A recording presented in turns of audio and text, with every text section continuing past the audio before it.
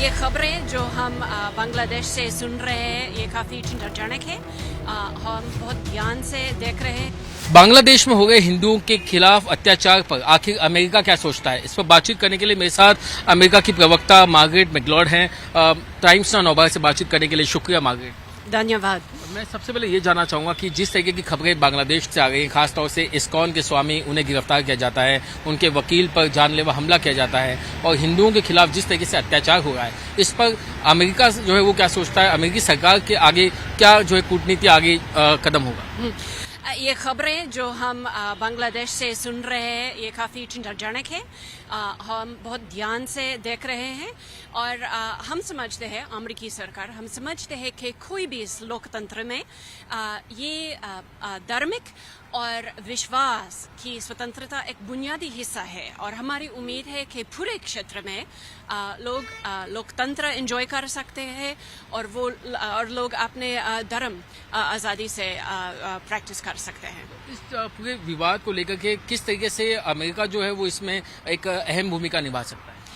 बात यह है कि हम यही चिंता के बारे में हमारे सब साझेदारों के साथ बात करते रहते हैं और हम इनमें से इंटरिम गवर्नमेंट ऑफ बांग्लादेश भी शामिल है।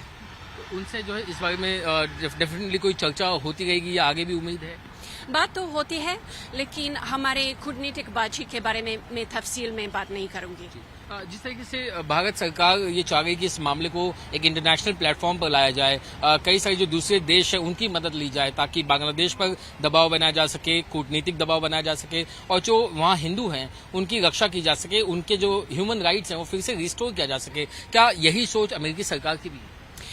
हम वो बातचीत जो इंटरनेशनल फोरम में हो जाएगा उसके बारे में मैं भविष्यवाणी नहीं करूंगी, लेकिन हम समझते हैं कि वैसे मंच बहुत महत्वपूर्ण है क्योंकि हम वहाँ पे ऐसे मसला, ऐसे मुश्किलात जो सभी देशों के सामने आ रहे हैं, हम बैठ करके बात कर सकते हैं। एक आखिरी सवाल, जो वहाँ पर इस वक्त अलग अलग एट्रोसिटी झेल रहे हैं या जो अत्याचार झेल रहे हैं, क्या उन लोगों को आप ये आश्वासन देना चाहेंगे कि अमेरिकी सरकार उन लोगों के साथ है, उनके ह्यूमन राइट्स के लिए उनके साथ?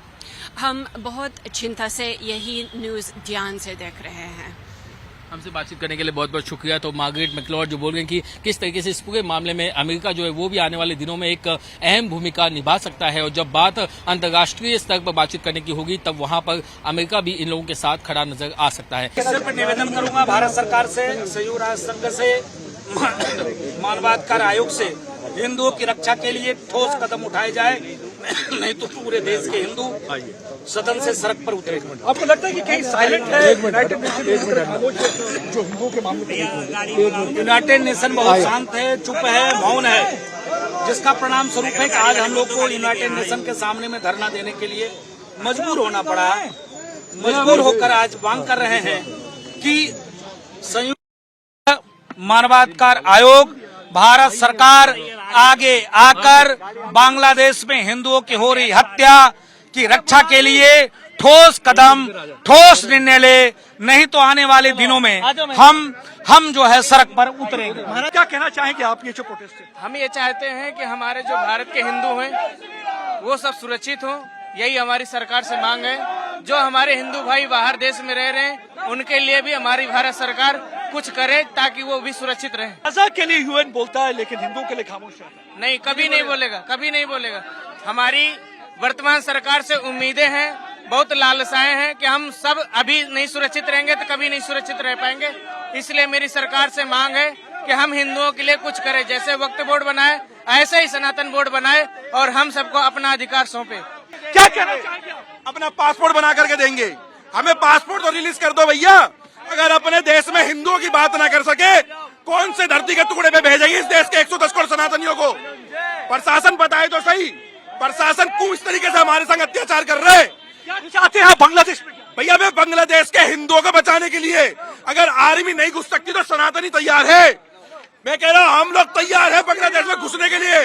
और हम लाएंगे सनातनियों को बचा करके और उन जिहादियों को अकल भी सिखा के आएंगे वहाँ पर।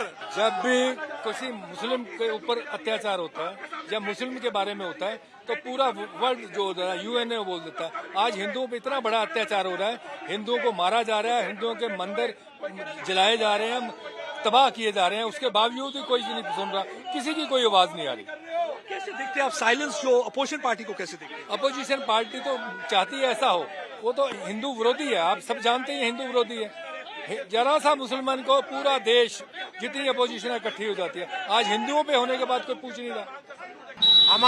हमारे जो भाई बांग्लादेश में हैं उनके साथ में बहुत अत्याचार हो रहा है। हमारे स्वामी जी जो वहाँ इस्कॉन मंदिर के हैं उनको गिरफ्तार कर लिया गया राष्ट्रद्रोह के मामले में। तो हम चाहते हैं हमारे भारतवर्ष के जितने भी हिंदू भाई हैं वो सब एकजुट होकर के इसका विरोध करें और हमारे स्वामी जी हैं उनको जल्दी से जल्दी रिहा करें। आप क्या कहना चाहेंगे जो विपक्ष? जी, मैं आचार्य जय गोविंद पांडे जी, हिंदू महासभा दिल्ली प्रदेश उपाध्यक्ष। मैं कहना चाहता हूँ कि हमारे भारत सरकार को एक्शन लेना चाहिए कि हमारे संतों के ऊपर प्रहार हो रहा है, हमारे हिंदू भाई के ऊपर प्रहार हो रहा है बांग्लादेश में, उस पर जो है NIA विश्व हिंदू देश में जाकर के विश्व संघ में उसको उठाना चाहिए हमारे मोदी जी को। जो है वो यहाँ पर प्रोटेस्ट करने के लिए आए। राजू दास जी क्या कहना चाहेंगे, आज आप लोग प्रोटेस्ट करने के लिए आए हैं? सिर्फ यही कहना है कि हो रहे हिंदुओं के नरसंहार जिस प्रकार से वहाँ हो रहे हैं, आज संयुक्त राष्ट्र संघ के सामने हम लोग आए थे, धरना दिया, ज्ञापन दिया और उन्होंने स्वीकार भी किया ज्ञापन। हमारा मांग ये है कि बांग्लादेश में हो रहे हिंदुओं का नरसंहार सरकार मौन क्यों, सरकार चुप क्यों, अंतर्राष्ट्रीय आयोग मौन क्यों और मानवाधिकार आयोग मौन क्यों? इसके नाते हम लोग आज यहाँ प्रदर्शन करने आए थे और उनकी वहाँ पर हो रहे नरसंहार के ऊपर सरकार आगे आवे, कार्रवाई करे और वहाँ के हिंदुओं की रक्षा करे। लेकिन आपको लगता है कि आपके इस ज्ञापन देने के बाद में कोई कार्रवाई होगी, कुछ ऐसा होगा जिससे कि वहाँ के हिंदुओं की रक्षा हो सके? नहीं, हमारा अपील ये है, भारत के हिंदुओं को सड़कों पे आना चाहिए, भारत के हिंदुओं को आवाज उठानी चाहिए, भारत को हिंदुओं को चाहे सदन घेरना पड़े, चाहे संसद भवन घेरना पड़े, घेरना चाहिए। क्योंकि जब वहाँ हिंदू ही नहीं बचेगा तो हम लोग किस लिए हैं भाई? हिंदुस्तान में हिंदू भी नहीं बचेगा। आज जिस प्रकार से बांग्लादेश में हिंदुओं को मारा जा रहा है, काटा जा रहा है, भगाया जा रहा है, कोई बोलने वाला नहीं है। तो मेरा मांग है संयुक्त राष्ट्र संघ से, मानवाधिकार आयोग से, भारत सरकार से कि शांति सेना भेजकर और वहाँ हिंदुओं की रक्षा किया जाए। अगर ये नौबत आवे, अगर बांग्लादेश सरकार नहीं मान रही है तो वहाँ की सरकार के खिलाफ अंतर्राष्ट्रीय कोर्ट में मुकदमे चलाए जाएं और बांग्लादेश को दो भागों में बांटकर वहाँ पर हिंदुओं को बसाया जाए। तो आपको लगता है कि ये सब मांगे जो आपने दी हैं वो यदि मान ली जाएंगी तब तो ठीक होगा, लेकिन यदि नहीं हुआ, आने वाले दिनों में इस तरीके के अत्याचार लगातार होते रहे तो आगे आप लोग किस तरीके से कार्रवाई? हम लोग संसद भवन घेरेंगे, हम लोग संसद भवन में कूच करेंगे, प्रधानमंत्री से मांग करेंगे, हाउस नहीं चलने देंगे। हम कहेंगे कि आप जो वहाँ के हिंदुओं की रक्षा करो।